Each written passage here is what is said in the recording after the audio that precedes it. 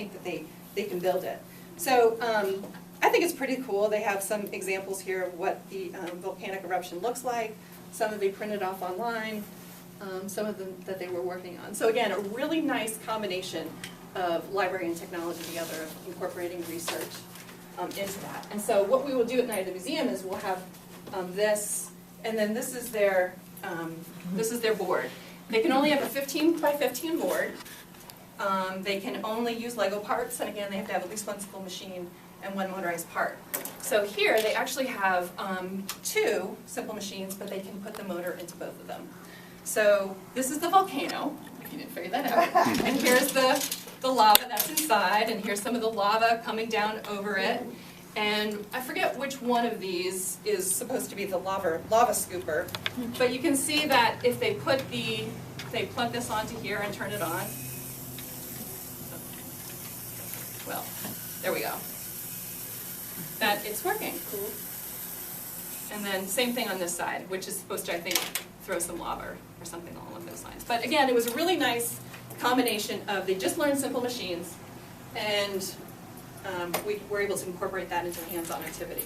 I will also say that in addition to creativity and collaboration, there's a big component of character development here. There was a lot of, particularly with some groups, I want to do that, no, you want to, who are the leaders, who's going to take on certain roles and things like that, and it just worked out pretty nicely. But is this something that can be rolled out into other classrooms? Could it be truncated or shortened, or could it be expanded for other grades? And I think absolutely we can. And so, as one example, having a 3rd grader myself, one thing, and can everybody see this, or can you turn the light off? It's fine. Here's a diorama, and what I was thinking is, knowing that 1st grade does animal projects, knowing that 3rd grade does animal projects, it might be an opportunity to use Legos instead of using PowerPoint or using posters or something like that, because it's hands-on. And I will tell you that, Johnny really did this. I taped the box together. This is a Lego board. This white stuff is the snow. This guy was supposed to be a squirrel, but he made it into a lynx, obviously. And this right here is a hare.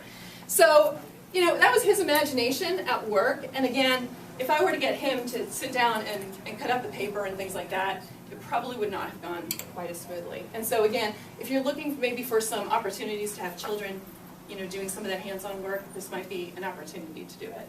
2nd grade, this last Junior First Lego League program was specifically about weather. And when you guys do weather next year, we don't necessarily have to incorporate simple machines and things along those lines, but they might be able to display what they've learned about a hurricane or a tornado and the aftermath, and kind of help visualize that on a Lego board. And again, I'm just kind of brainstorming here. 3rd grade, it might be an opportunity. I think you guys have done some game building in the past. In 4th grade, maybe some regional landscapes or something, deserts and whatnot. So just again, some ideas. So this is going to build on what we opened up with the Lego LIBS. And so this gets down a little bit, and so there's no capitalization and things like that, but her sentence was, the water in a blue rainforest runs quietly. And so what I did then is basically, if you could have all the parts of speech, you could have proofreading marks, and even punctuation, just as an idea of something that you might be able to incorporate. And again, a lot of you stack them, which is a great idea, but you can also kind of build going horizontally as well as vertically. So I wanted to think outside of the traditional classroom as well. And here's just an example, which this picture was from the Specialist newsletter. And what they have in front of them are cards with different quarter notes and quarter rests, and they were basically putting together their own songs. And if you look at a typical Lego, which we have lots of, but if we have a 1x1 or a 1x2 brick, you can put together your own little stanzas basically. So you have a 1x1, maybe you put 2 bricks together for a half note, a quarter rest, and so on and so forth. So again, just another way where if they're flinging their laminated cards around, it's just another option to putting together some hands-on opportunities in music.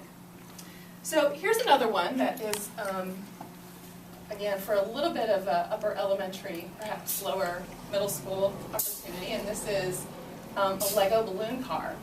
And one of the ideas that I had is, you know, in 3rd grade, with Simple Machines, Vicki has her students make squeal wheels, which is fantastic. This might be a next step up of doing that after doing squeal wheels. And, you know, maybe if they're doing relay races in PE, maybe this is something where they have to blow and see how far it goes, and then blow and see how far it goes, and see who wins the relay. Again, just thinking of a way to incorporate it into other specials, other classroom. And I read a New York Times article from about a year ago this month about the incorporation of Legos into PE.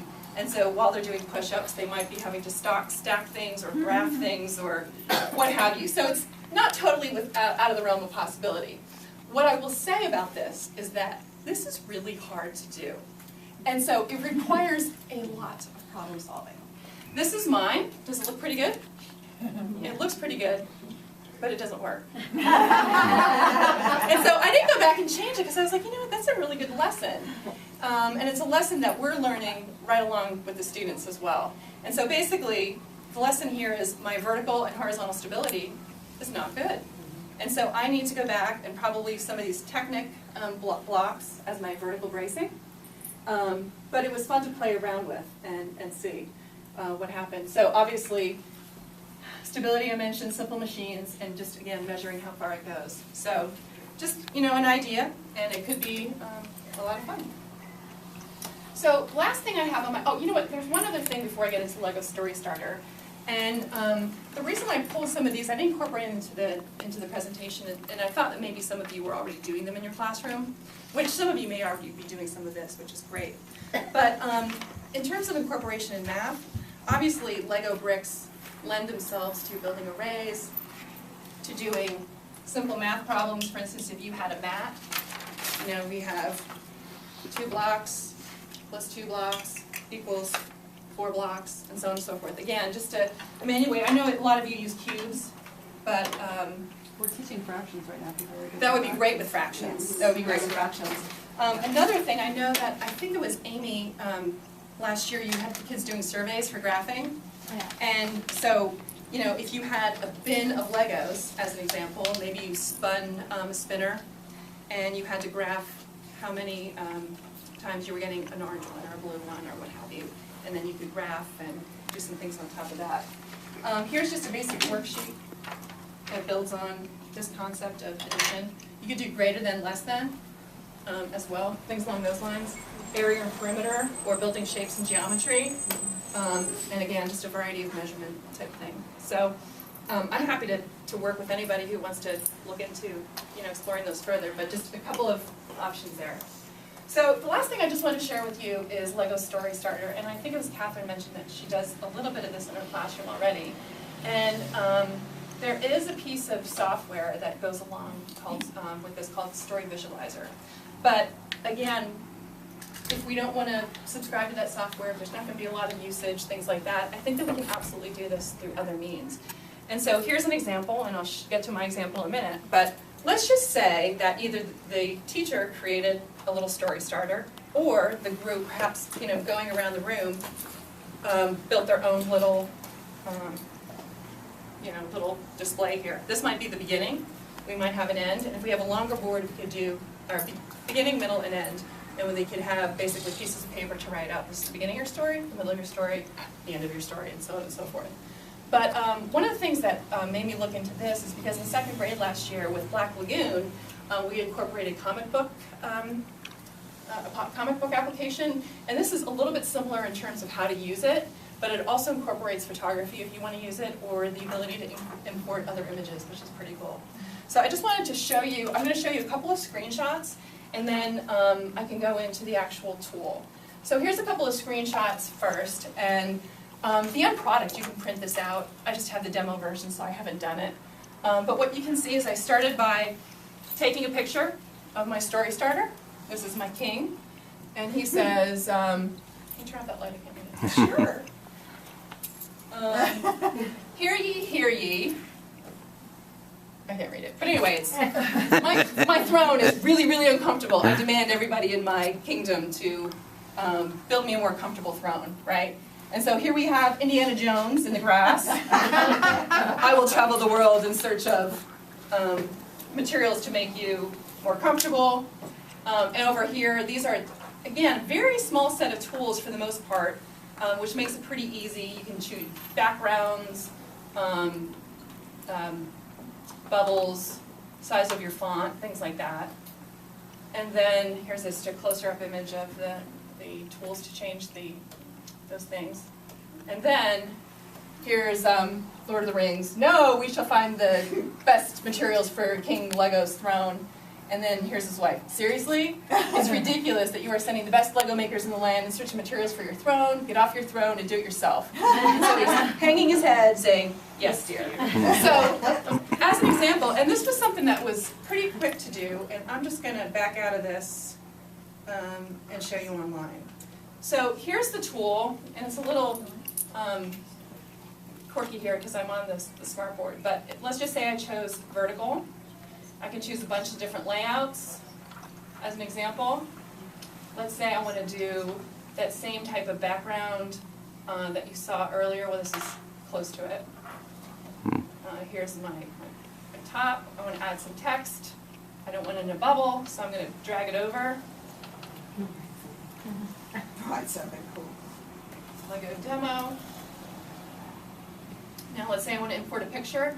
And this is, you can, if you have a camera on your computer, you can take the photos of your Lego creations directly on the computer, or you can use a camera, or a smartphone, obviously. And so I'm going to actually import an image.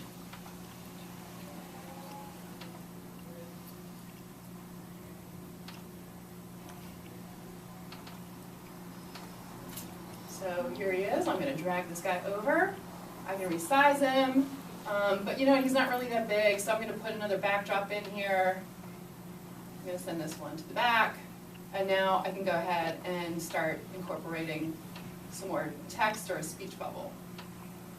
Drag that over. And again, I don't remember if Tammy and Jessica remember the comic tool that we used last year, but it is pretty similar in terms of just dragging and dropping. And so you build your story, then you can print it out, you can do a bunch of things with it. But I think it's a cool way to incorporate more than just the general comic strip building tool. It's more than just writing on a piece of paper. It's more than just building with Legos. I think it's kind of a nice combination of all those things. And but again, we don't necessarily need that software. You could probably do this just as easily in, you know, maybe not as easily, but you could do it in Word if you wanted to use some sort of tool like this as well, or PowerPoint. So again, that is all I have on the ideas, but I think that the, you know, I think it's, the ideas really are just a list of the things that we could do, again, with Legos or a variety of tools, and hopefully you get some ideas where you could maybe, or hopefully inspires you just a little bit to be creative and collaborative in your classroom. So that's it. Yeah. Any questions? Thanks